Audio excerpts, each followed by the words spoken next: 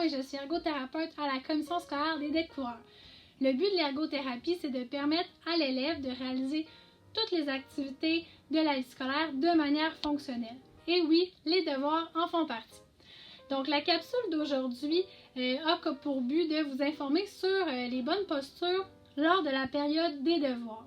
En effet, la posture a un impact super important sur la concentration, la motivation, la calligraphie, mais aussi sur la bougeotte.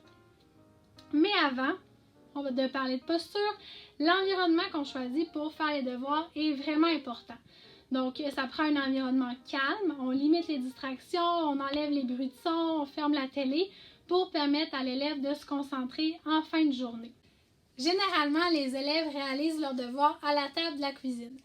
Mais est-ce que cette posture-là est vraiment adéquate? C'est important de regarder l'ergonomie de la posture pour plusieurs raisons.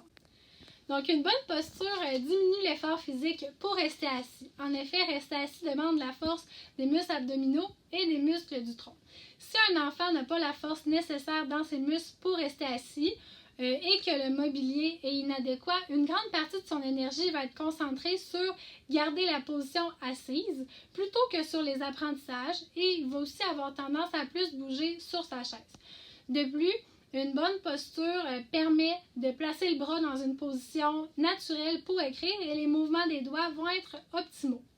À plus long terme, une mauvaise posture peut aussi créer de mauvaises habitudes de posture.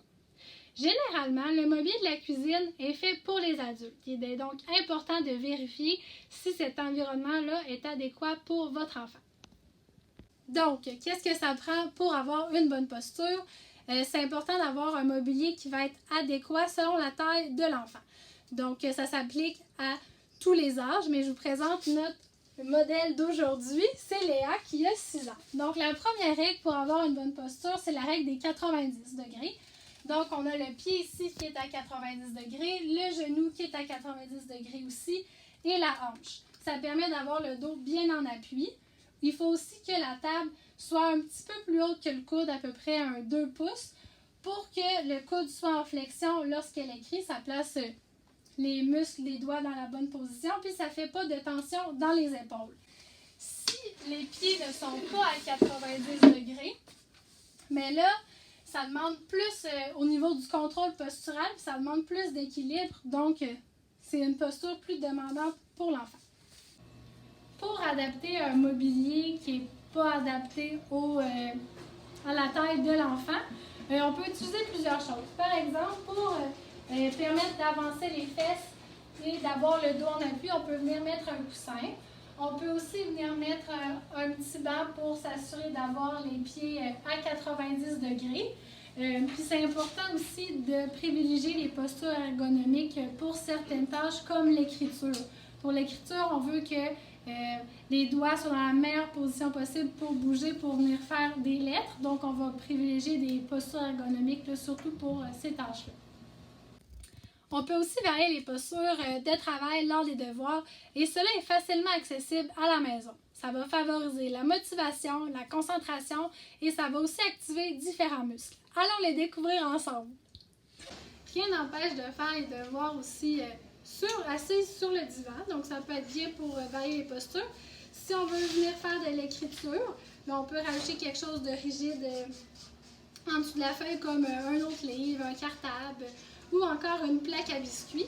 Donc Léa peut faire ses devoirs et elle est confortable.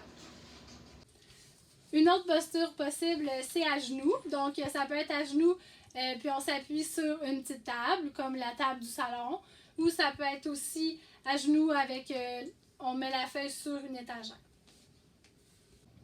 Une position qu'on peut prendre pour faire les devoirs, c'est assis, le dos bien appuyé au mur. Puis pour venir soutenir la feuille pour avoir une surface dure, j'ai mis une plaque à biscuits. On peut aussi faire les devoirs debout au mur. Donc, ça travaille la force dans les bras, puis l'enfant il doit tenir sa feuille quand il fait son devoir. Puis en même temps, ça permet d'être debout, donc ça permet de bouger un petit peu plus. Une autre posture vraiment efficace pour faire les devoirs, c'est coucher à plat ventre. Donc, c'est important que l'enfant ait les jambes bien étirées, le nombril par terre. Ça va venir travailler les muscles de son dos. Donc, c'est bon pour le contrôle postural et en même temps, ça permet de faire des beaux mouvements au niveau des doigts. Donc, c'est une super posture pour venir travailler l'écriture. Une autre posture qu'on peut utiliser, c'est debout au comptoir ou encore debout sur une armoire, debout avec une étagère plus haute. Donc, l'enfant peut s'appuyer dessus puis faire ses devoirs, puis en même temps, ça permet d'être debout. Donc, vous avez vu plusieurs postures, mais il est possible de demander à votre enfant d'en trouver d'autres selon ce qui est disponible dans votre maison. C'est important d'impliquer votre enfant dans ses devoirs. Selon votre réalité et l'endurance de votre enfant, vous pouvez changer de posture aux 3 à 5 minutes, car il y a plusieurs postures qui vont être plus exigeantes physiquement, ou vous pouvez changer de posture à chaque tâche. L'important, c'est que votre enfant ait du plaisir et qu'il soit confortable dans les différentes positions qu'il choisit. En espérant que cela vous sensibilise à l'importance d'une bonne posture assise et que ça vous donne le goût de varier les positions de travail pour rendre la période des devoirs plus dynamique pour vous et votre enfant.